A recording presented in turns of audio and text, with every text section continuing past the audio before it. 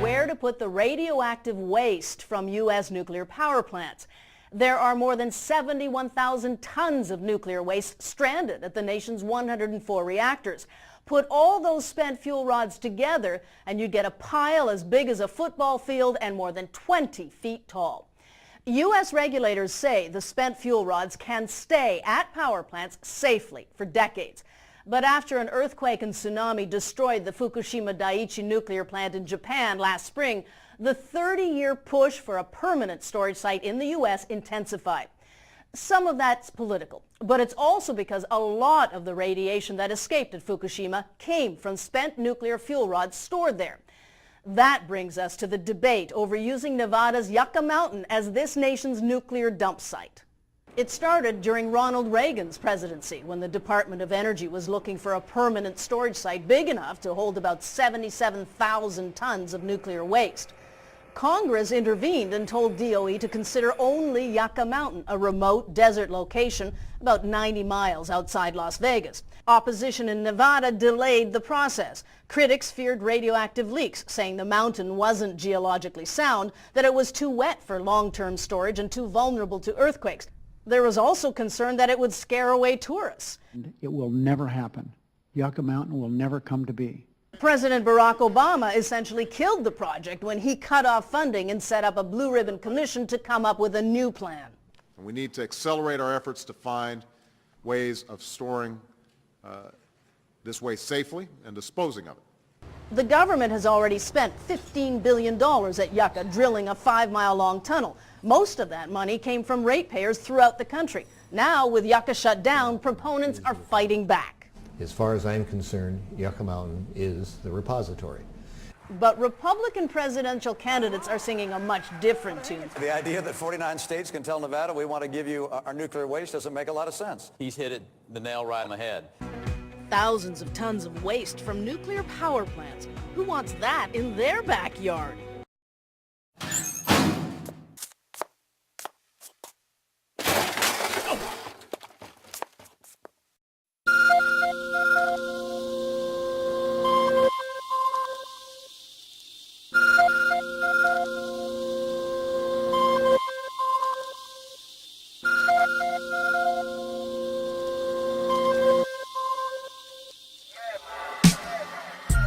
WIPP is the world's first deep geologic repository. We ought to see if it can fulfill its mission.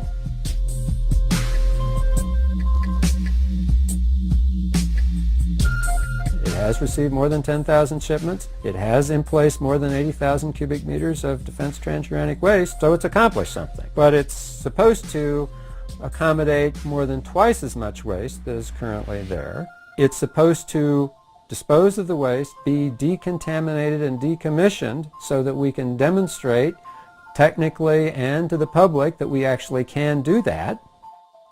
Never been done anyplace in the world.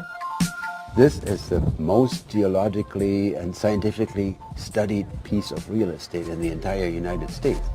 The main function is to dispose of transuranic, defense-generated transuranic waste and all of those activities that pertain to that. The Carter administration was trying to figure out what to do with nuclear waste. There was a lot of debate, public discussion. Congress was trying to pass laws. Carter came up with a program of saying, we need nuclear power in this country. We have nuclear weapons. An atomic energy power plant has already proved feasible. The future supplying of electric power to entire cities is far from impossible. So the Carter administration said we need multiple geologic disposal sites in multiple geologic regions. We eventually came on Yucca Mountain. Experts throughout the world agree that the most feasible and safe method for disposing of highly radioactive materials is to store them deep underground. The facilities you see at the surface are only a small fraction of the science going on deep inside the distinctive ridge. We've invested billions of dollars in Yucca Mountain, and it's been found to be safe. We've been preparing and planning for Yucca for disposal since 2002. We have high-level nuclear waste all over this country, and we need it in one centralized location. It's been our policy that that would be Yucca Mountain, an isolated area in Nevada, in the desert, 90 miles from Las Vegas, underneath a mountain, in the desert in one of the most arid places in this country. This is one of those issues where the federal government then tells a state, you're going to take this. That doesn't really work very well. The state of Nevada said, we don't want this because we don't believe that you did this in a consensus-based fashion. You didn't ask us, you basically just told us. And so then it became a wrangling fight for 25 years. We still don't have a safe way to dispose of the nuclear waste. Until we figure out what we're going to do with the waste and the cost, it's very hard to see nuclear as a part of our future, but that's where American technology comes in. Let's figure out what we're going to do. What this country needs to understand is there's nuclear waste all over the place, and next to major population centers and next to major water reserves. I believe that Yucca Mountain is a suitable place for storage, and I know that there's controversy about it and lawsuits and all that. But shouldn't America, a country as smart and as wise as we are, be able to find a place to store spent? I will set this nation on a course to building 45 new reactors by the year 2030. That's a promise voters he was speaking to in Nevada are wary of because of Congress's plans to store nuclear waste in their state, Yucca Mountain, something McCain has supported. I believe that Yucca Mountain is a suitable place for storage. Would you be comfortable with nuclear waste coming through Arizona on its way, going through Phoenix on its way to Yucca Mountain? No, I would not. We now know that 40% of the hazardous waste is combustible, thus posing a more serious and immediate threat. Organic waste, 3%, and so on. I think the combustible waste is perhaps the most significant because even a layman can understand that when combustible waste is exposed to high levels of heat, there may be some effect inside the true pack and not just from the exposure to the heat on the outside. Wind is a critical factor which must be considered. The worst case scenario would be if a fire occurs within a breach of a container. The wind could then carry plutonium particles through the atmosphere, traveling considerable distances. As we learn more, acceptable doses of radiation become smaller. Currently, 5 REMs is allowed for workers in nuclear plants, equivalent to 1,000 X-rays on bone marrow. Well, I think you can say that most scientists feel very strongly that there is no safe threshold for radiation. They go by what is called the linear no-threshold theory, that doses accumulate. The more dose you get, the more health effects. The DOE claims people will not be exposed to harmful levels of radiation. The waste will be transported in specially designed TruPack containers. TruPacks are surrounded by 3 mini vaults, if you will, 3 walls that are stainless steel, which includes a 10-inch polyurethane hardcore foam that acts as a heat retardant and energy absorber in case of impact. And this outer layer basically protects that foam. The foam protects the inner layers inside. So you basically have mini vaults within this TruPack. This is a formation. It does have... The container looks impressive, but it still needs to pass Nuclear Regulatory Commission testing. In one test, the container was dropped 30 feet onto a concrete slab. In this test, the outer shell sustained a puncture. The DOE claims such punctures will not endanger the contents. In a second test, the container sustained a further break. Some citizens feel that these tests are not difficult enough and do not reflect real-life scenarios. My concern about the TruPack testing that I've read about is that in the TruPacks, as I understand it, has been some kind of powdered cement. Yet in the latest DOE document, we find out there's going to be about 85% of the transuranic waste is going to be hazardous waste or mixed with hazardous waste, including combustible materials and various other materials that are listed as hazardous materials under federal law. And therefore, when they're exposing the TruPack to fire, intense levels of heat, to puncture tests, it would seem to me reasonable to at least simulate the kinds of waste that will be in there so that they have some validity to their tests. What are the possibilities of an accident occurring, and what kind? Well, there's been 173 radioactive accidents across the country. 34 of those have happened in New Mexico. We do have some rationale because we've been shipping this waste from Rocky Flats in Colorado up to Idaho for, for a very long period of time, 25 years or more. And we have had accidents, but there has never been a release. And there has never been a release of radiation from a Type B container. It may well be that with all the transportation of all these high-level wastes and transuranic waste, we may be ending up with Chernobyls along the nuclear highways. Because if there's ever any spill of plutonium of a significant degree, it'll be so devastating that it'll render large parts of this country uninhabitable. If these trucks are going through our city and something happens, who assumes responsibility for an accident? Well, your volunteer fire department or your fire department would respond. The state police are the ones that would take over the situation when they responded. One of my services would be first responder to a scene of an accident in this, at least in the city limits. It's to determine whether or not there is any contamination as a result, and to attempt to form some initial opinion as to the degree of that contamination. Carlsbad had recently upgraded their equipment with a hazmat truck. However, Tully said first responders would not necessarily have Geiger counters or even protective clothing. And the second concern was that they were telling, or at least saying they were going to train the emergency preparedness people in the various communities along the WIP route as to how to respond to an accident, and I didn't understand how they could even begin to train these people if they weren't able to tell these people what kind of materials they were dealing with. We've placed it into the responsibility of our fire department, and they are now preparing the plan for what we should and can do in the event that a spill might. Since this interview, the Santa Fe Fire Department received 2 official DOE first responder kits containing 1 plastic sheet, 2 paper suits, rubber gloves, 1 half-face respirator, and a roll of duct tape. I know we are not equipped. We have no equipment whatsoever to handle any accident that might occur. But I'm sure that if there is any funds available for any special kind of equipment, then I'm sure that we will be asking for assistance in funding this. The WIP trail is routed through major populated areas across the nation.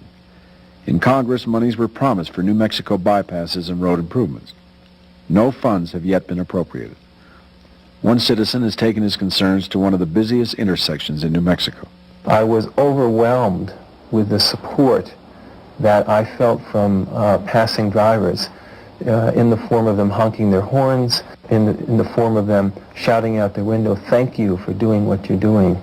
And I realized that in some way we as a community at that moment had been bottled up, and we hadn't had the opportunity for a long time to express our feelings about the people's input about WIP. The generations which will ever live on Earth are here right now.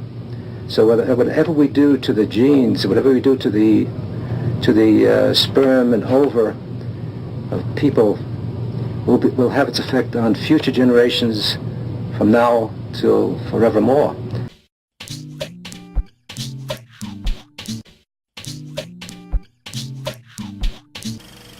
At Hanford, Washington, another impossible project proved possible when a huge plant was built for the mass production of the artificial element plutonium. This process involves what may be called the furnace of atomic energy, the reactor pile.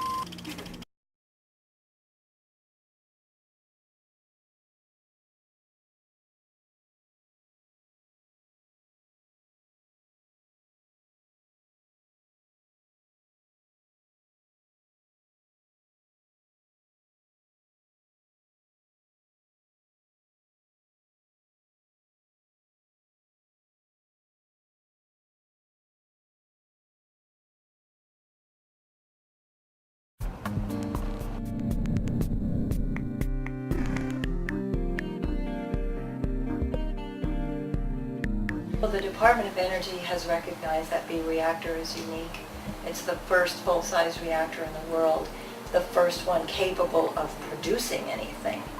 There was a test reactor in Chicago and then the 1/10 scale reactor at Oak Ridge. They were too small to produce products. They proved the principles of operation, but they couldn't produce a product. So this is the first production reactor of any kind.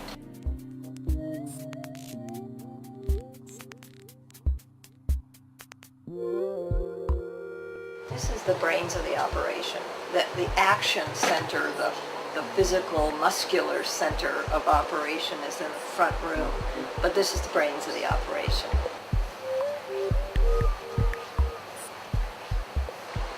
This is what's behind the gauge. It's a little dial and it's set.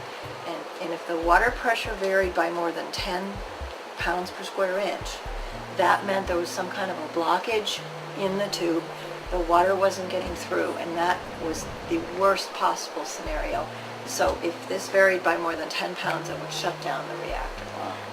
And every single one was capable of shutting down the entire reactor. So what was the water used for exactly? The water cooled the uranium fuel. The reactor's fuel is metal uranium. During the nuclear reaction, it gets very hot.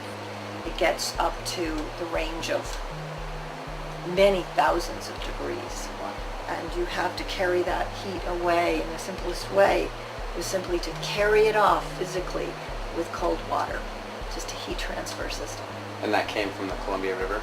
Yes. Well, a reactor doesn't generate anything like tank waste. A reactor generates contaminated water. And the water did flow into holding basins and then into the Columbia River. It did create some contamination. It did heat up the river very, very slightly. And solid waste, mechanical parts that failed, were buried in the soil near here. They have to be dug up. They have to be remediated. And so we are paying, still paying for the cost of operation today. Now the river has cleansed itself, but we still have to deal with contaminated soil and groundwater. We're about to see Paul Vinther. Paul was actually a worker who worked at Hanford during the 50s and up and through the 80s, and he's got a lot of stories he wants to share with us. Come along. So if someone comes to you, maybe on the street or somewhere else, and they say, hey, I don't know a lot about Hanford, maybe I've lived here my whole life, but I don't know a lot. What do they need to know about Hanford? Well, it was developed at a time when the nation needed it. You had Hitler in Europe, who was threatening to dominate the world. Japan bombed Pearl Harbor, and it was threatening also. I know a lot of people have been asked, how could you work with plutonium to kill so many people, or this sort of thing? Well, it was a different time then. You were fighting for your life also here.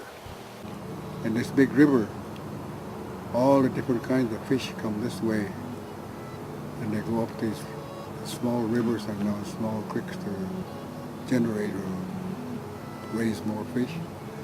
And that's what's important to us, because it kept our people alive in the past.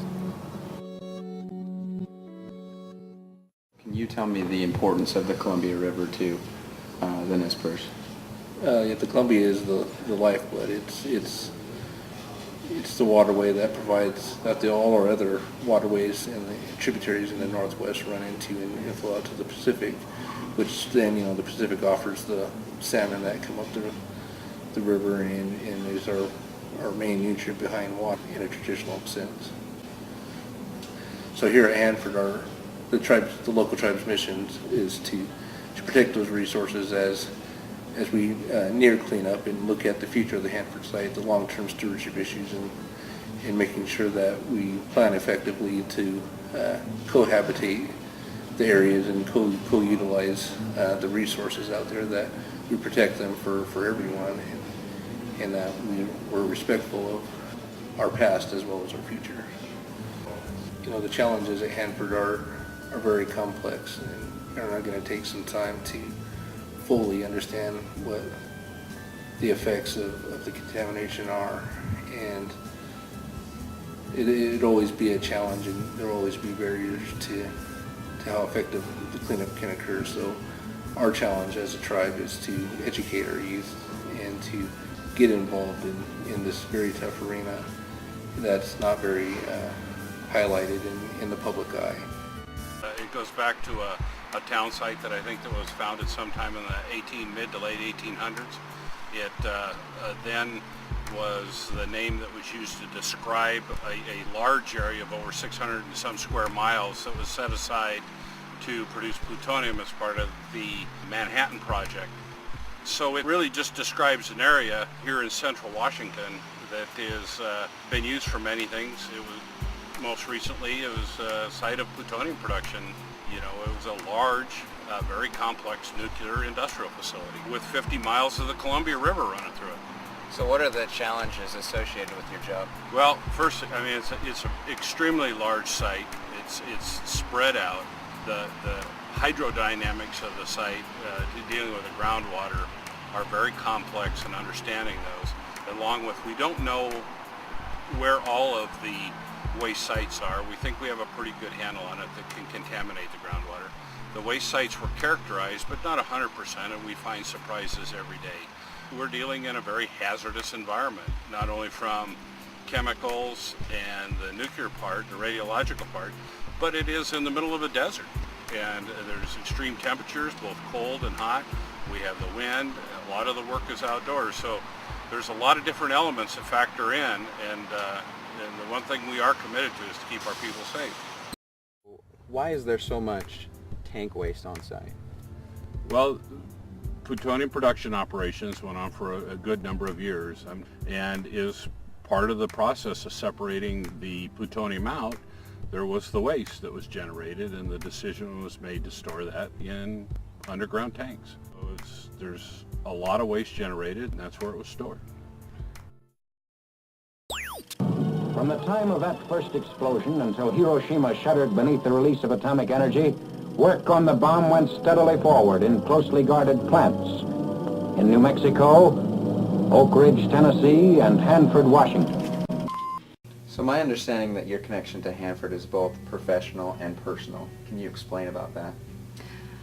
Yeah, it's fortuitous. My mother is from Nagasaki, Japan, and the material that was made for the plutonium that went into the atomic bomb that was dropped on Nagasaki was produced here at Hanford back in the 1940s. I am in charge of the 53 million gallons of tank waste. That's the legacy from the Cold War. And we're in charge of retrieving, treating, and then immobilizing that tank waste eventually into glass for long-term storage. The tri-party agreement is between three parties: the Environmental Protection Agency, the U.S. Department of Energy, and then the State Department of Ecology. And it was established in 1989, so for the past 20 years the tri-party agreement, or we call it the TPA. Does. Yeah, Washington Closure, Hanford manages the River Corridor Closure Project. It's a $2.1 billion project. It runs through 2015, September 2015. Our job is to tear down contaminated buildings and clean up contaminated waste sites that are located along the Columbia River. What are some of the challenges that we're seeing at Hanford right now? I think the biggest cleanup challenges at Hanford are the 50 million gallons of highly radioactive waste that's in the 177 tanks at Hanford. And about a third of the single shell tanks at Hanford, 70 or so, have leaked in the past. So getting that waste out of the tanks and treated is the biggest goal. With that, there's a lot of the most intensively used, most contaminated areas at Hanford are just perhaps 10 or 20 square miles. Well, overall our mission is, of course, to protect the environment. And what's the mission with respect to Hanford? Well, Hanford, we're here as part of the tri-party agreement. Our role is regulatory oversight. In essence, the Department of Energy here is responsible for the cleanup, and we oversee it to make sure it's done in order to protect human health and the environment. The cleanup has actually been ongoing for 20 years now. It's very difficult at Hanford. It's just its size. You know, it's enormous. We have over 1,800 waste sites that need cleaned up. We have over 80 square miles of contaminated groundwater that's above drinking water standards.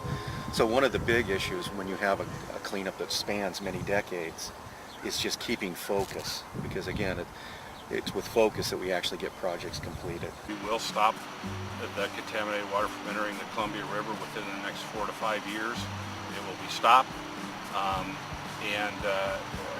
just feel good progress is being made. There's an awful lot to do yet. There's years of it. Investigation Hanford's dirty secret. With all the uncertainties at Hanford, what's buried below this dirt was supposed to be the one slam dunk. 28 sturdy double shell tanks. If all else failed, at least these would protect the Columbia River, the food chain, and people from the worst of the worst on the planet. With 2 steel walls, not one like the older tanks, the added safety barrier would contain that nuclear waste until scientists figured out a way to get rid of it for good. But that plan fell apart. The failure of a double shell tank is big, big news. The citizen watchdog group Hanford Challenge shocked the public last summer with information from a Hanford insider. Their press release read, "First double shell tank leaks at Hanford." A massive blow to the entire cleanup operation. And the reason is that we are relying on these tanks to operate safely for 40, 50 years through the rest of the cleanup.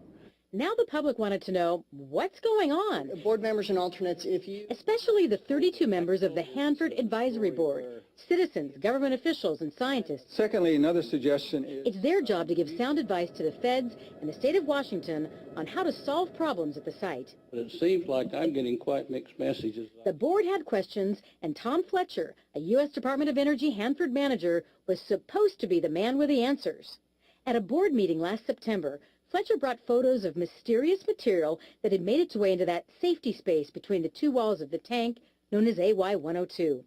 But Fletcher told the policy advisors he didn't know what it was yet. They were saying, well, don't jump to conclusions, it's just a possible leak. Meredith Crafton and Tom Carpenter of Hanford Challenge both attended the September meeting. The overall presentation was we're looking, but we don't see any evidence yet. Don't worry. Don't worry. Representative Jerry Paulette was there as well. And their answer was, we're investigating it, but we think that it's likely that it's rainwater. Here's an audio recording of a portion of Fletcher's presentation. It could be a carbonate buildup. Yes. And that's a possibility. It's just, like I said, we've seen a lot of different things, and they just don't point to any one thing, and that's why I'm really hard to speculate what it is.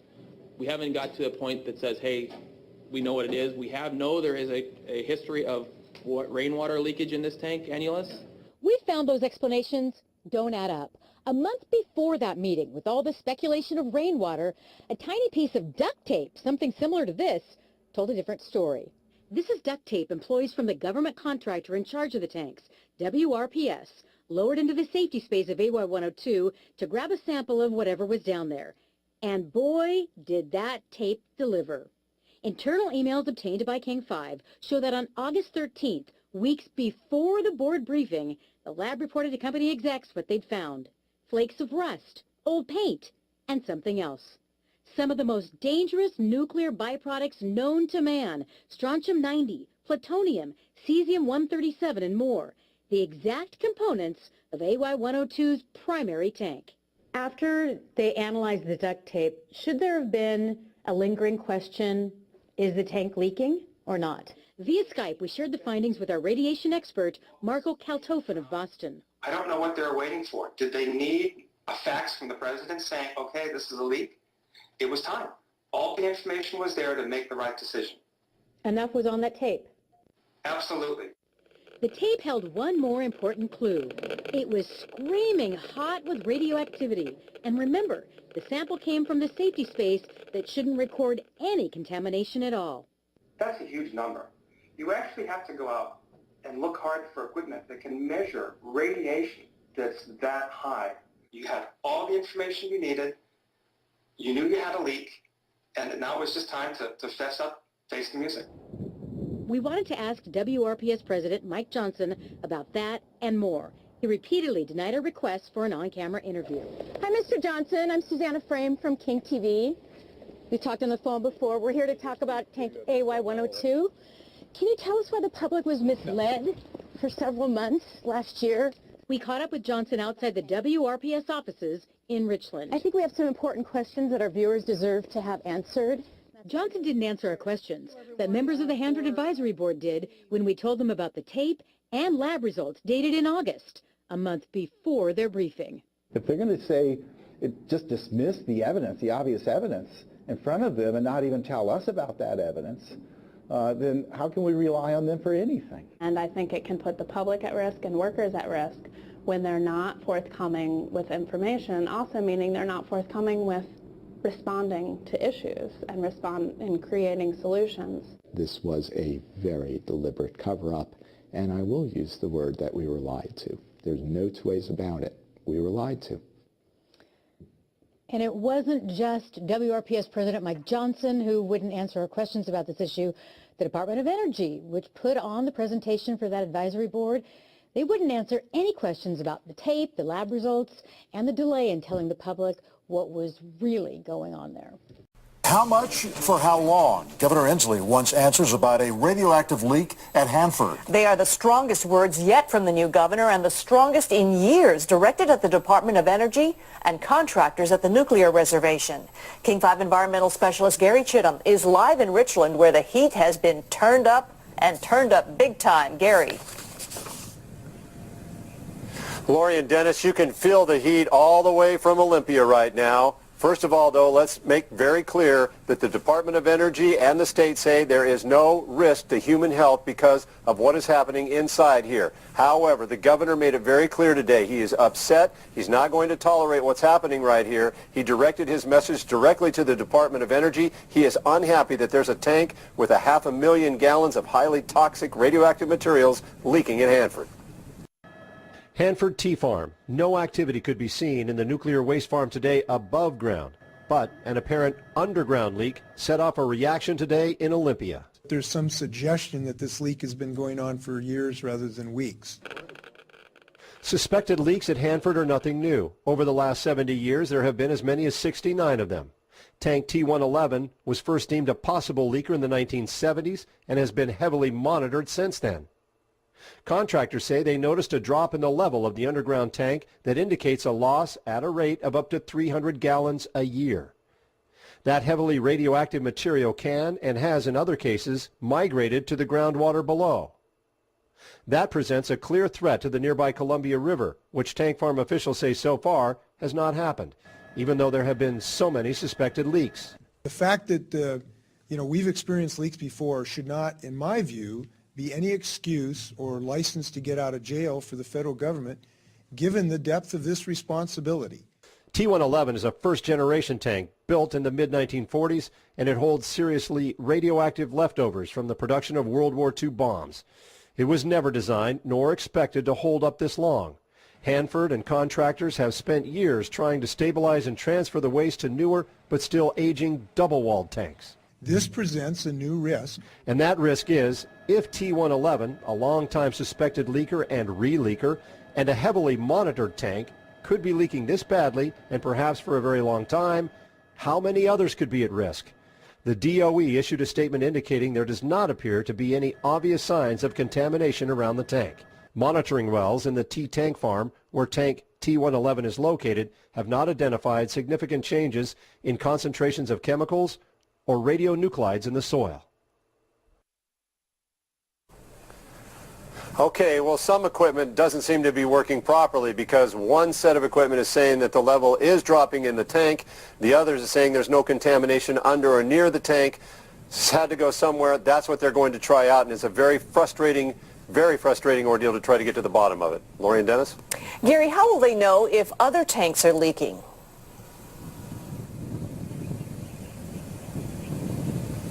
That, again, is going to be a very complex situation. They have it wired right now, and they've been doing a good job of monitoring this situation, but obviously this calls into play. Maybe they're going to have to go in and then go in one by one and inspect them all, and that will slow down an already bogged down cleanup process here. All right. Gary Chittum live in Richland. Thank you. Environmental watchdog groups applaud the governor's tough stance, but they want more. They want action now before the situation gets worse. King 5's Natalie Swaby is live with a reaction to today's announcement. Natalie. Well, the executive director of Hanford Challenge, a group with a mission to protect the environment and the public's health, says there's a need now for new double shell tanks to be built to store waste from confirmed leaking tanks. That's just one of the things we discussed after the news broke. We've got 177 tanks. Tom Carpenter has spent 3 decades charting Hanford's troubles. Here's the river. The river goes down to the ocean. We're connected to the ocean. So Hanford's radiation has ended up in the ocean and has washed up on Seattle shores in the past. From his Seattle office, he pumps out the press releases. We work with whistleblowers out there. We go to all the public meetings. We look at the environmental issues. So we pay very, very close attention to what's going on at Hanford night and day. And today, he's working overtime after this announcement from Governor Jay Inslee. There is newly leaking single-shell tanks at the Hanford site. It spotlights again the mess we're in at the Hanford site. This is the worst contaminated facility in the United States. The new report highlights an old problem, leaking tanks. Oh, if this were 300 gallons a year at City Hall, it would be a huge deal. This is a lot of nuclear waste. We're talking waste that's dangerous in microscopic quantities, very, very tiny amounts. Carpenter wants action now. Under the law, this tank needs to be pumped and emptied to protect the groundwater. His watchdog group is anxiously waiting to see Hanford's next move. An alarming discovery at our state's lone nuclear site. Leaking single-shell tanks at the Hanford site. And tonight concerned not only about what we know, but what we don't. The public really deserves to know exactly what's happening. From lawmakers to public interest advocates to the governor himself, the calls for action are ringing loud and clear. The big questions tonight: what happens next at Hanford, and what kind of long-term impact could this toxic leak have? Coming for us, John Humbert has been gathering a reaction to the story for us tonight. He's live in the Satellite Center with what he's learned. John? Well, good evening tonight, guys. People that we spoke to tonight say that they've had a lot of concerns for years, and now it's setting the stage for a showdown between Washington State and Washington, D.C. I got to tell you, you couldn't find a more perfect radioactive storm. Governor Jay Inslee took the feds to task for the hundreds of gallons of radioactive sludge leaking at the Hanford nuclear facility. And the fact that, we've experienced leaks before should not, in my view, be any excuse or license to get out of jail for the federal government. The federal government says there is no immediate threat to people from the leaking tank, and experts say the sludge may not make it to the Columbia River. That's little comfort for longtime critics. And this isn't the only issue at Hanford where we've got the potential for literally a catastrophic event happening. Jerry Paulette is an environmentalist with Heart of America Northwest. He's also a state representative. He's calling for more regulation and possibly new laws to contain Hanford's 177 tanks for action by the federal government. We need to have the planning underway for new tanks. Others are concerned the leaks are signs of trouble to come. You can't take it back. Once the radioactive waste is there, it's there. From 1986, legislators call for session on nuclear dumps. Michaela Preskill with WashPerg says that years of initiatives and public outcry still haven't stopped environmental damage. We anticipated it. She says this is a wake-up call. We've yet to see that we can store nuclear waste safely and properly. As for Paulette, he's going to keep pushing the state to apply pressure on Washington, D.C. He says too much is at risk, and there are still too many questions. We don't know what will happen here. Governor Inslee made it very clear that the federal government needs to step up and fully explain what happened and also how to fix it. He's willing to go to court to get that done. There's also little progress in D.C. for budgeting for this cleanup. That could also hamper any solution at all. Live in the Satellite Center, John. Let's talk about what nuclear waste does to the environment. On Friday, Washington State government officials announced just how much toxic waste has made its way into the Columbia River's subterranean basin from a nuclear site in southern Washington. The radioactive soup is leaking from 6 underground tanks at the Hanford nuclear facility, which has been regarded as the most contaminated site in the entire country. It was developed as a nuclear weapons production facility in 1943 as part of the Manhattan Project and has since held millions of liters of radioactive leftovers. This nuclear sludge is held in storage tanks that have long ago reached their 20-year lifespans. Yeah, you heard me right.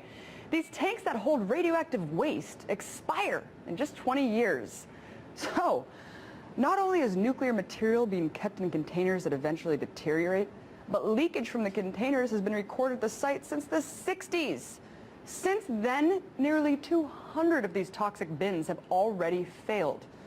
According to Washington state officials, the leaks produce between 150 to 300 gallons every year, meaning that thousands of tons of nuclear sewage have already been contaminating the environment at the site for decades. Now, if you're feeling outraged by the criminal negligence allowing one of the most beautiful states in the country to have been poisoned for the last half-century, you should be. But you might want to hold on to that anger because it's about to get worse. Finally, state and federal officials agree that a cleanup at the site must be made. One small problem, though. Nuclear waste doesn't really go away. No matter how much money you throw at the problem, it's there to stay for centuries. A new report by the Department of Energy sets the lowest estimates of the cleanup at $115 billion and is expected to last until 2090. And of course, the bill is for you and me, the taxpayers, to front, but it always falls in the backs of the people, doesn't it? Even the location of these sites are designed to take advantage of the most vulnerable. The Hanford site was constructed in a sparsely populated mountain region. Other than the 250,000 residents that are just downstream from the nuclear site, there are also at least 6 Native American reservations that are adversely affected. Hanford is just another example of what journalist Chris Hedges refers to as one of capitalism's sacrifice zones, which he describes as, quote, areas that have been destroyed for quarterly profit. And we're talking about environmentally destroyed, communities destroyed, human beings destroyed, families destroyed. And because there are no impediments left, these sacrifice zones are just going to continue to spread outward. The idea here is just like human beings, just like the natural resources of our planet, have become commodities to be exploited and abused, the end result of which is collapse. And in the current trajectory, this is unavoidable. This exploitation is the byproduct of predatory capitalism. You just have to look at the most impoverished areas of the country where natural resources abound and political influence is most scarce. Places like the coal mines of Appalachia, where the profits made on the backs of the laborers fill the pockets of the rich coal barons who live far from the contaminated soils, degraded waters, and polluted air. Look, the damage that Hanford leaks have caused is irreparable, but the remaining threat posed as we move forward is far worse. These sacrifice zones may seem far away from what you and I know now, but what would you do if this was in your backyard? Because soon it might be. If we don't halt the gears of this machine, we become the gears for the machine.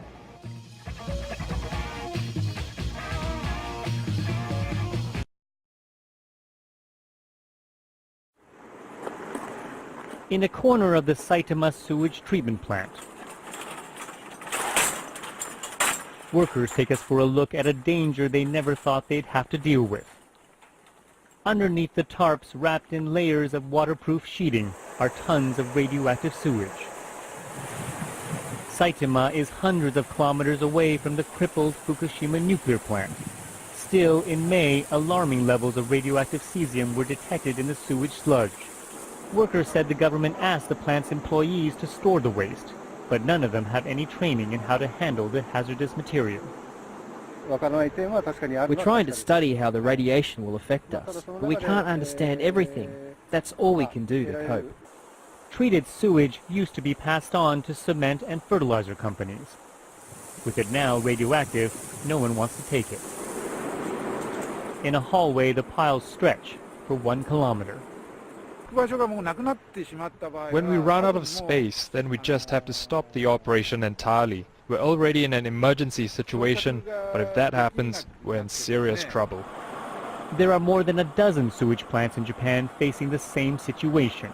Still, months after the nuclear disaster, the government has no policy on what to do with the waste.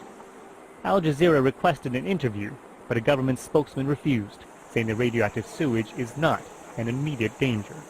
The government has told the public and the staff working in these facilities that the radiation threat is minimal and that the air quality is safe. However, we've been walking up and down this corridor just a few minutes, and our Geiger counter has already gone off several times. Currently, it's reading 0.60, 0.61. Soil expert Sozo Suzuki says in a healthy environment, radiation levels should barely register. This is a disaster affecting all residents in Japan. The level of danger is not that adults and children will die tomorrow, but in 5 to 10 years' time, cancer or illness will show. We know that from Chernobyl. The government is allowing low-level radioactive sewage to be turned into fertilizer, despite warnings from experts that it will affect food in Japan. Worries over contamination have led some farmers to spend more on high-end fertilizers, free of sewage.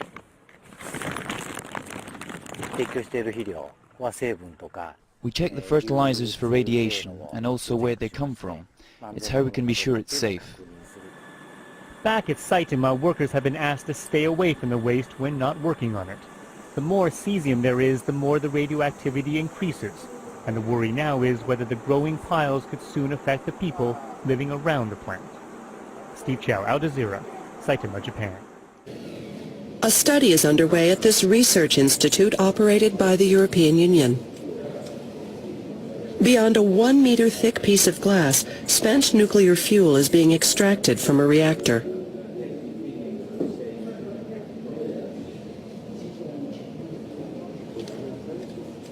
It contains highly radioactive materials, such as plutonium. If you would enter the cells, the activity of the spent fuel handled in the cells is of the order of a few sieverts. In the worst case, this dose could cause very serious harm to health and even cause death. Spent fuel is an unavoidable byproduct of nuclear power generation. The risks it presents became clear after the March 2011 accident at the Fukushima Daiichi nuclear plant operated by Tokyo Electric Power Company, or TEPCO. Even as some of the reactors there were melting down, another crisis was in the offing.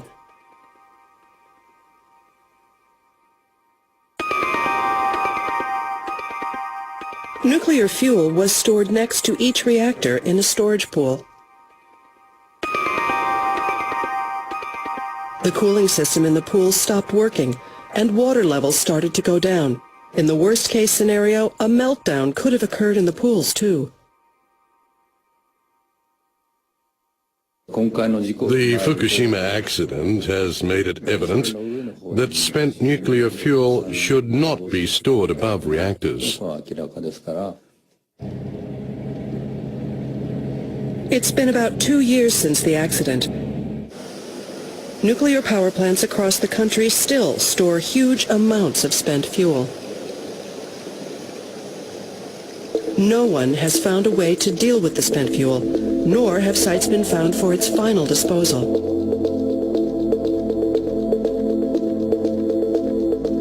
The spent fuel kept piling up. It now amounts to 17,000 tons for Japan as a whole. Some nuclear plants could run out of storage space in about 2 years if they were to go back online. What can be done about this nuclear waste, which has nowhere to go? A nuclear energy policy that once neglected waste management is now sending ripples across the nation. Now that's nonsense. If you think you can solve the problem by bringing waste to Aomori and leaving it here, you're mistaken. The disposal of spent nuclear fuel and radioactive waste must be part of all future discussions of nuclear power plants. We'll explore several paths to resolving this critical issue.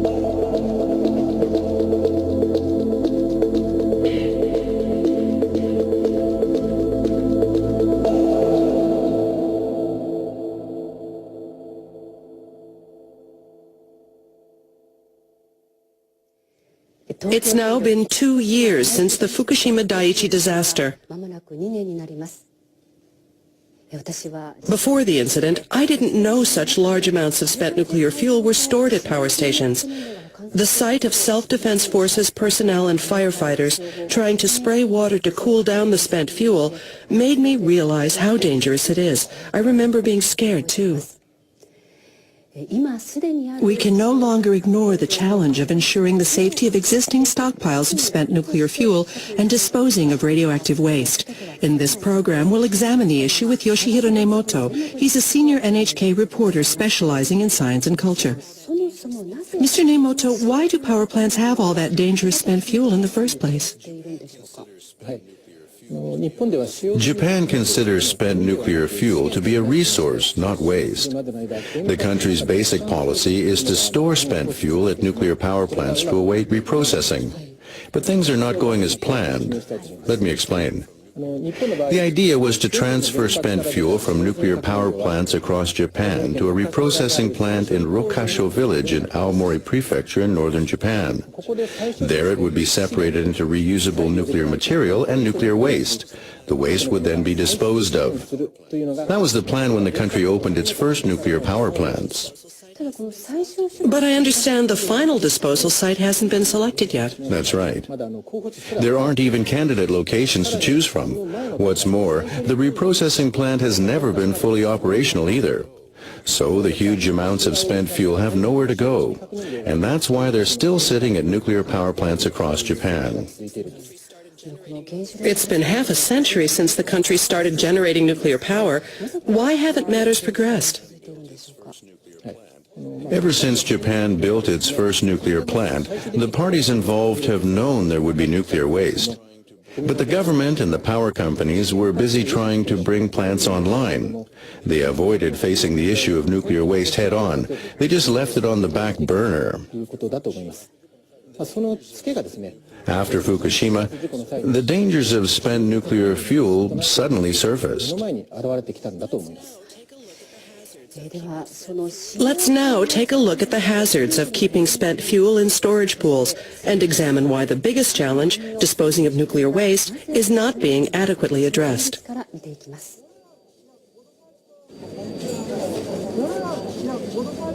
Reactor number 4 of the Fukushima Daiichi plant was opened to the media for the first time in May 2012.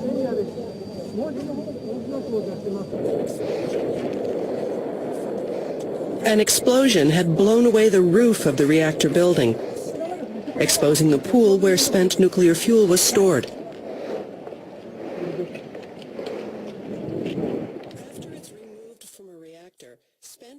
After it's removed from a reactor, spent fuel continues to release massive amounts of heat for several years. The spent fuel needs to be stored in water to cool it down.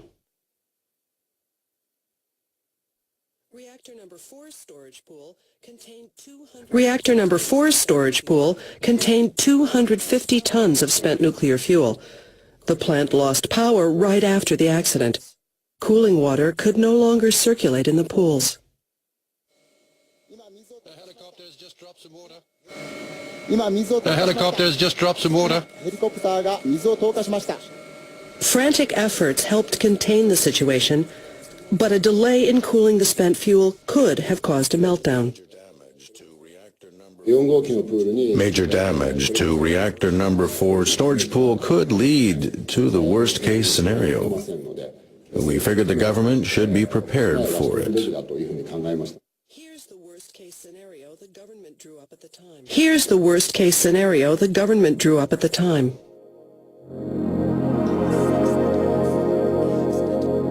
On the 6th day following the accident, the water level in reactor number 4's storage pool goes down. The spent nuclear fuel gets exposed and starts spewing radioactive materials.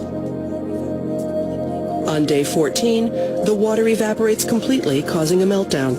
The spent fuel releases huge amounts of radioactive substances because it's not protected like the fuel in a reactor's containment vessel. Contamination would spread over a 250-kilometer radius area around the Fukushima Daiichi plant, forcing everyone living there to evacuate.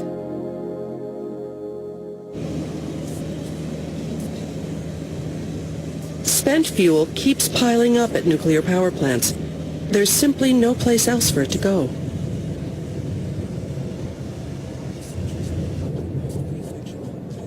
Researchers in the northernmost prefecture of Hokkaido are trying to solve the problem.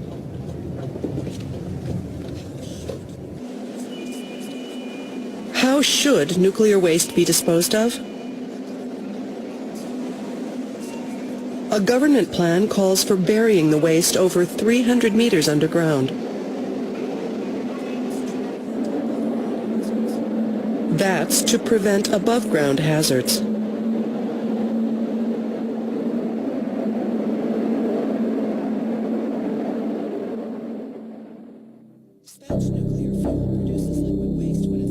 Spent nuclear fuel produces liquid waste when it's reprocessed. The liquid emits extremely strong radiation. Even brief exposure to it could be lethal. The liquid can be turned into a solid by mixing it with glass. The process is known as vitrification, but it would still take tens of thousands of years to become harmless.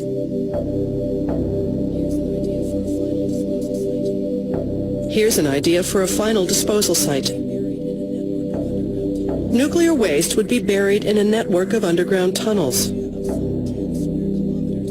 With an area of some 10 square kilometers, the site would house 40,000 blocks of vitrified nuclear waste to be generated by about 2020.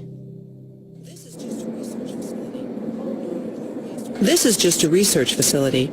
No nuclear waste would be brought here. Scientists are studying groundwater flow and the strength of the surrounding rock.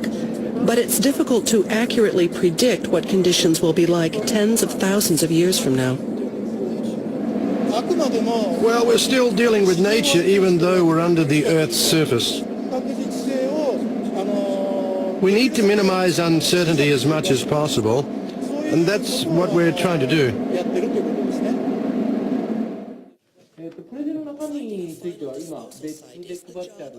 Finding a final disposal site is the job of the Nuclear Waste Management Organization of Japan, or NUMO. It was jointly established by the government and power companies. Concern over the country's growing nuclear waste problem led the group to launch NUMO in 2000. That was 34 years after Japan's first nuclear plant went online.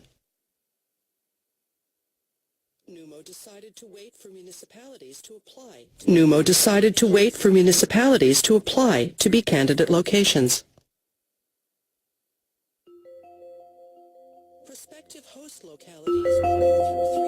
Prospective host localities will go through 3 stages of investigation before construction can begin.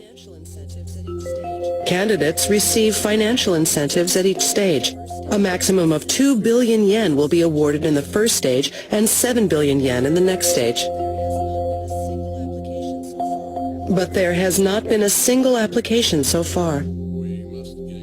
And the Fukushima accident has made it even more difficult to find candidate sites. Some experts have expressed concern about burying nuclear waste in a seismically active country like Japan. But it's also true that there are no other viable options. Finding a disposal site should be the top priority. What's the situation in other nations with nuclear power plants? Let me show you a map. There are 31 countries and territories with nuclear power plants. Only 2 of them have identified disposal sites, Finland and Sweden.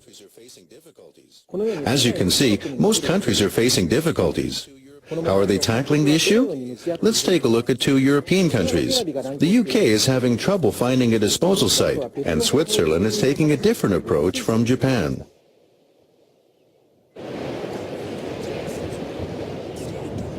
Cumbria County in central England started talks with the central government 5 years ago about hosting a nuclear disposal site in exchange for economic rewards.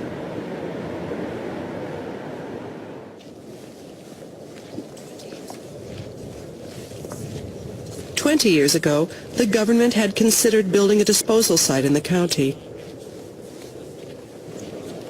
NIREX were conducting excavations of boreholes. Cumbria was already home to a nuclear facility. The government conducted research secretly without telling residents. But once the news came out, But once the news came out, strong local opposition derailed the plan.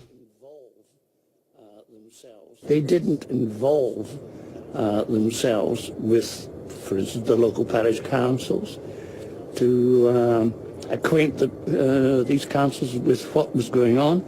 People couldn't quite understand what was taking place and why they weren't being consulted.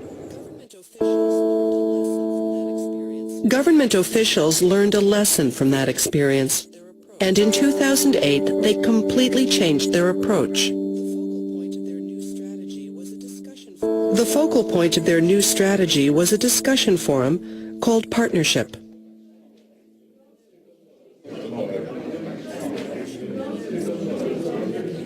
This partnership meeting was held in Cumbria County. Government representatives would listen to the residents' opinions and answer all their questions. An employee of the Nuclear Decommissioning Authority explained in detail the risks of hosting a disposal site. Which we're hoping to have ready by sometime next year. Obviously, people are concerned about radioactivity escaping from the facility. And the answer to all of those is yes, they all could happen. An attempt to show that for all of those scenarios, certainly the more likely ones, there is an acceptable outcome in terms of the hazard presented to the environment and to people. They quite rightly will want to seek their own inputs and their own advice and their own views on things. That takes time. We need to make sure that they're properly resourced so that they can do that. That's good news and bad news as information comes forward, is important, and that will certainly help build up trust. They studied the issues for 5 years. Then, it was time to make a decision.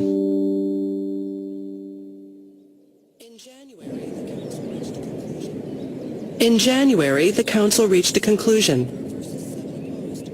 The vote was 3 in favor versus 7 opposed. Local fear over the suitability of the local geology was the determining factor.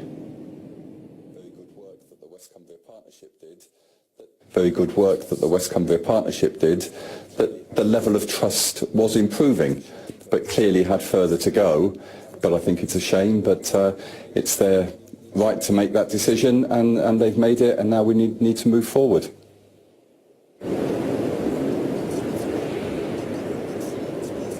In Switzerland, the government selects possible sites before consulting the municipalities concerned.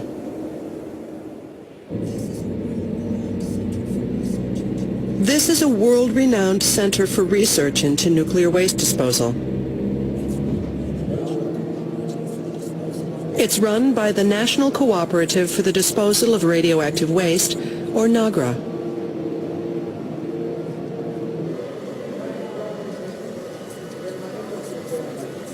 The government has identified possible sites based on NAGRA surveys.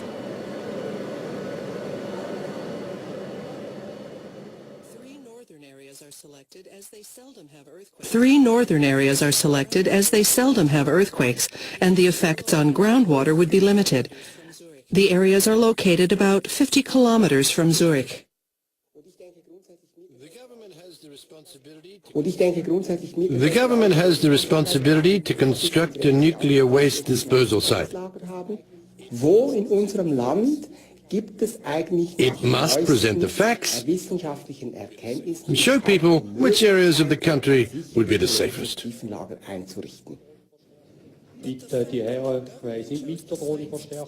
But the fact that the government chose the sites sparked opposition. You say that our area was selected just based on surveys, but I'm not convinced.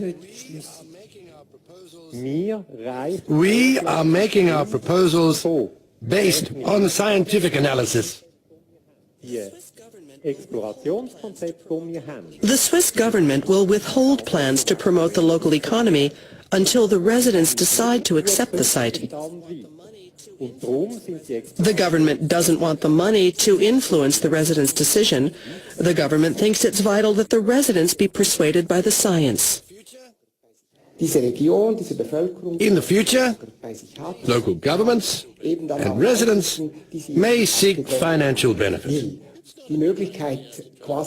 But it's not a good idea to try to solve the problem only with money. We'll lose their trust if we do that.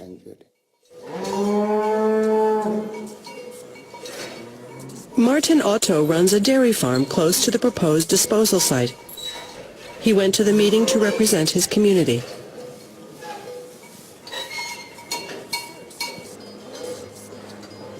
At first, he was opposed to the site. He was fearful of the possible effects.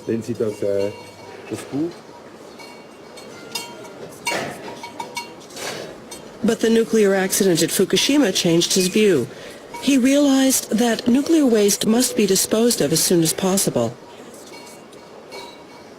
Someone has to accept it.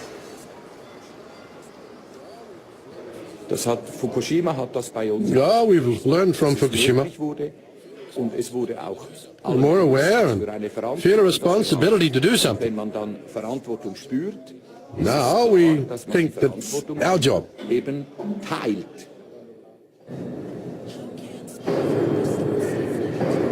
How can spent fuel be stored safely until a disposal site is found?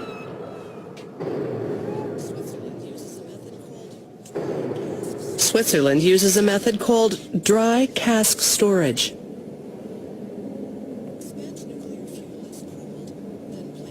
Spent nuclear fuel is cooled, then placed in steel casks and stored. The spent fuel is completely sealed inside. This method is said to be safer than keeping it in a pool. The facility will not pose a big threat, even if the power goes out. The container completely shuts in radiation, and electricity is not needed.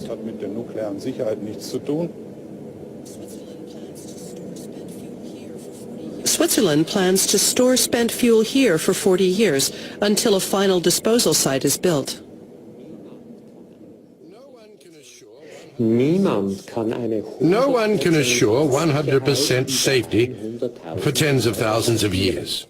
What is most important is to be very clear when explaining to the public that we are taking every precaution and we're doing our best to make sure it's safe.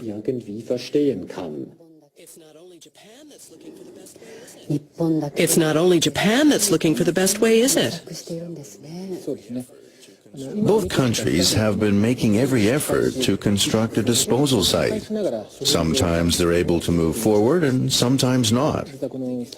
Many countries, including Japan, think it could be another 30 years before they can get their sites up and running. 30 years from now? We need time to get local consent and build the site. There's no time to lose. A solution seems a long way off, but the dry cask storage method used in Switzerland seems safer than the pool storage method used in Japan.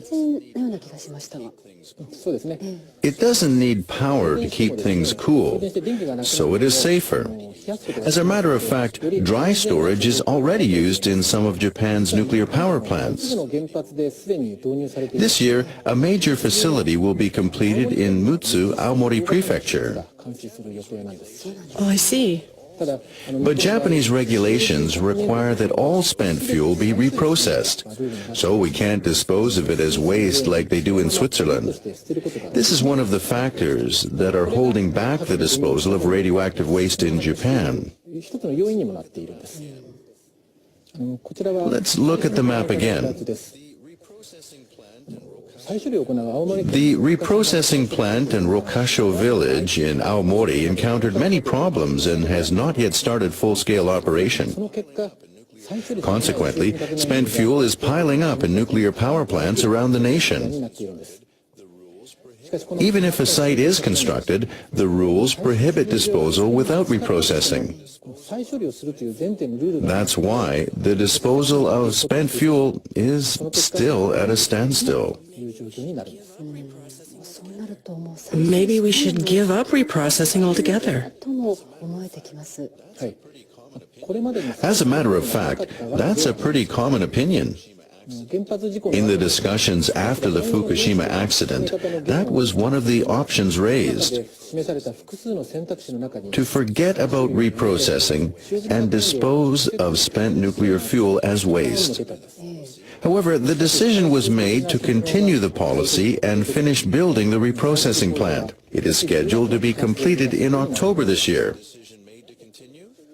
Why was the decision made to continue? Our investigation revealed that narrow self-interest was the reason. Some parties feared that the operation of nuclear power plants and their businesses would be affected if reprocessing were to be abandoned.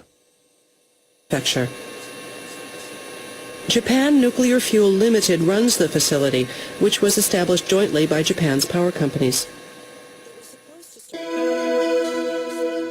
It was supposed to start operating in 1997.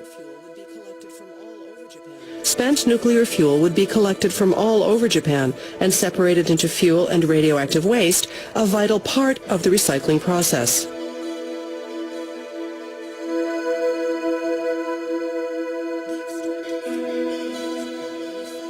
The extracted fuel would be multiplied in a fast breeder reactor and recycled repeatedly. It was to be the dream nuclear fuel cycle that would provide unlimited power to resource-poor Japan.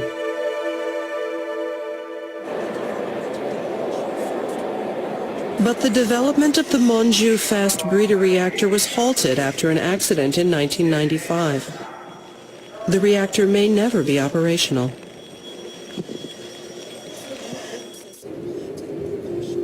As for the reprocessing plant at Rokasho, completion was delayed 19 times due to repeated problems. Although the ideal nuclear fuel cycle has not been realized, the cost of reprocessing is already reflected in every household's electricity bills. The plan was reaching a dead end. So why didn't the government abandon the idea of the nuclear fuel cycle? NHK has learned that some officials at the Ministry of Economy, Trade and Industry proposed stopping the plan 9 years ago. These junior officials spelled out their reasons in a proposal called Why We Should Close the Rokasho Plant. The policy has lost its significance. The policy has lost its significance. We can't deceive the public anymore. We can't deceive the public anymore.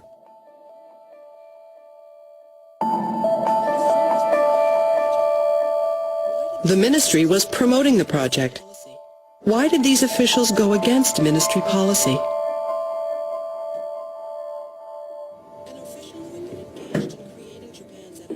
An official who had been engaged in creating Japan's energy policy granted us an interview.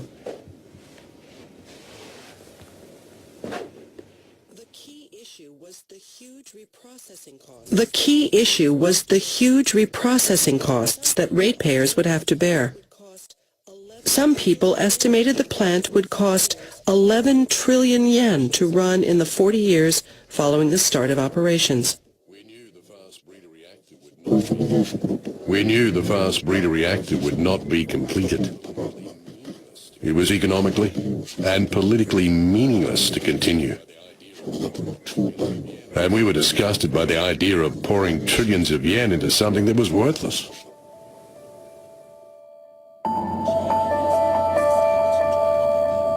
JNFL was established jointly by power companies. Some people within TEPCO, its major shareholder, started questioning the project.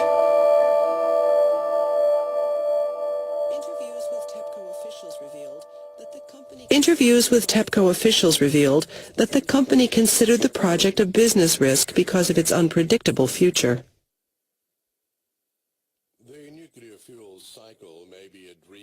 The nuclear fuel cycle may be a dream technology for engineers, but it has no benefits for power companies. Yes, they discussed Yes, they discussed the pros and cons of reprocessing. Deregulation of the power industry was ongoing. We had to lower costs, and Rokasha was too costly.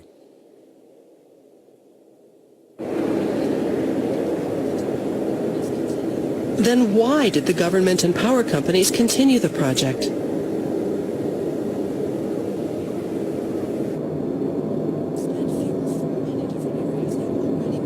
Spent fuel from many different areas had already been sent to the reprocessing plant to be recycled.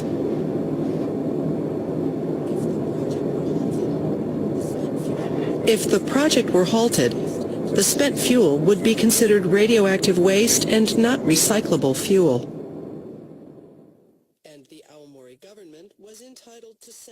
And the Aomori government was entitled to send back the spent fuel if that happened.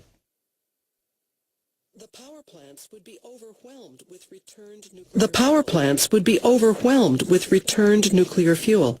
They'd be forced to suspend operations. We learned this from a former TEPCO director. Nuclear power plants won't be able to operate if reprocessing is abandoned. As far as they're concerned, reprocessing is a matter of life or death.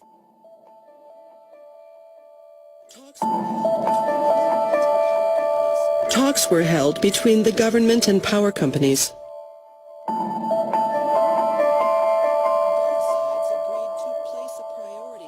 Both sides agreed to place a priority on continuing the nuclear power program, regardless of reprocessing costs. The expensive reprocessing plan survived. The power companies and the Ministry of Economy, Trade and Industry failed to agree on a framework to eliminate the huge financial burden they placed on the public. We couldn't face the fact that we'd created such an expensive white elephant.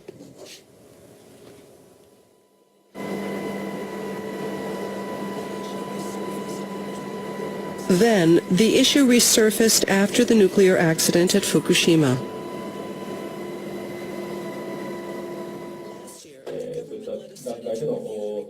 Last year, the government led a study to review the reprocessing project. Governor Mimura issued a vigorous protest.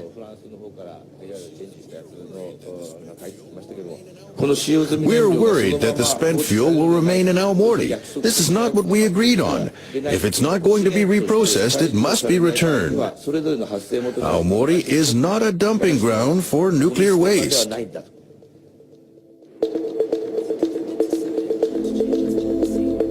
The government decided not to change its policy. In the background were the conflicting interests of the parties involved.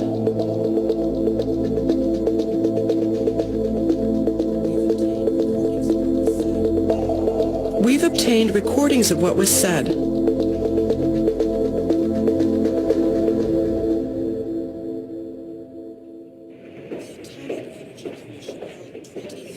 The Atomic Energy Commission held 23 closed meetings after the Fukushima accident.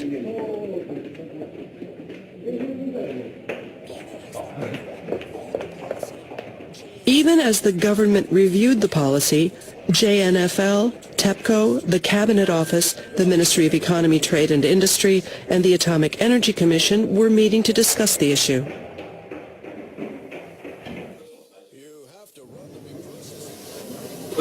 You have to run the reprocessing plant, right? Thanks for your understanding. Well then, that's it. We can't work out a plan to shut down Rokasho.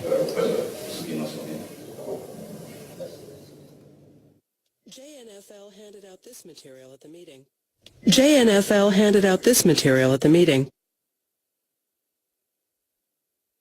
The firm had accumulated 1 trillion yen in debt. Company officials stressed that if the reprocessing program were stopped, they would no longer be able to borrow money and could face a financial crisis.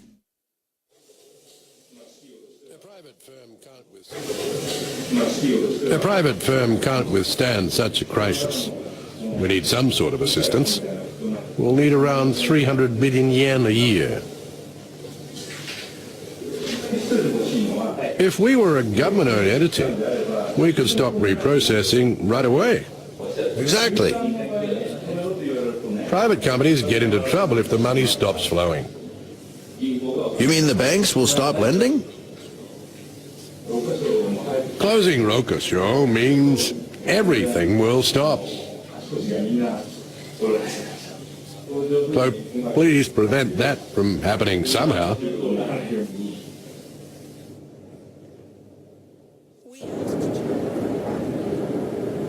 We asked JNFL about the meeting.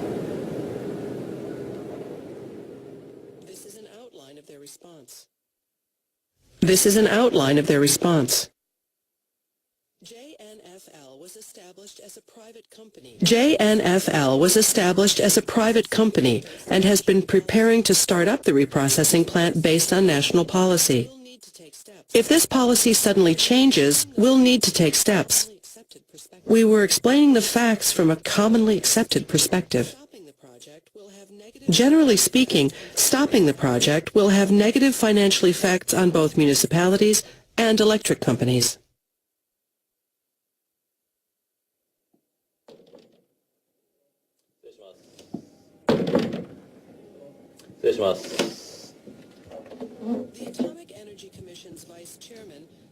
The Atomic Energy Commission's Vice Chairman, Tatsujiro Suzuki, attended the meeting. He agreed to an interview.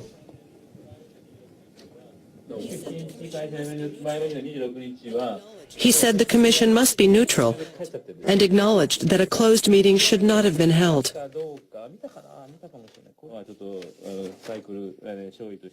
He explained why the reprocessing program will not be changed. Vested interests are the main concern. Many businesses are counting on a successful outcome for the planned nuclear fuel cycle. They don't want to see any changes that could affect their business. Suzuki feels it will be difficult to talk about changes with things as they are now. We should first discuss the policy and decide on a feasible solution, and then think about Rokasho. The country's 50-year-old nuclear energy policy, systems and organizations are standing in the way of change. The situation limits what we can do. Even though many people realize that reprocessing won't work, the project continues. The reprocessing program was supposed to give resource-poor Japan an unlimited supply of energy. But as time passed, it became simply a tool to keep nuclear power plants running and protect the businesses involved. Other factors influenced the decision as well. These included possible harm to the local economy and potential damage to relations with the United States, which is worried about a decline in Japanese technology. But changing the current framework is the only way to move forward. The Fukushima disaster opened our eyes.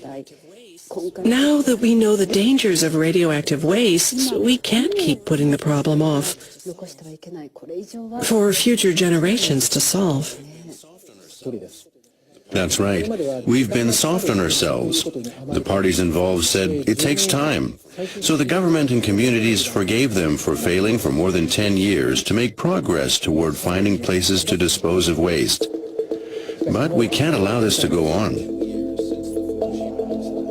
It's been 2 years since the Fukushima accident. The government has decided to allow Japan's nuclear power plants to restart once their safety is confirmed. But is that enough? More operating plants means more spent fuel and more nuclear waste to be disposed of. Plant safety is vital, of course. But we also need to find safe ways to deal with radioactive waste. Only when both issues are resolved can we start talking about restarting nuclear power plants. We have no choice but to look this problem squarely in the face. With nuclear energy and its challenges, besides needing to figure out what to do with all the radioactive waste from power plants, there are plenty of other critical questions, especially since the Fukushima disaster in Japan. We will take a look at the things that happened in Fukushima Daiichi and see if there aren't some lessons we can learn.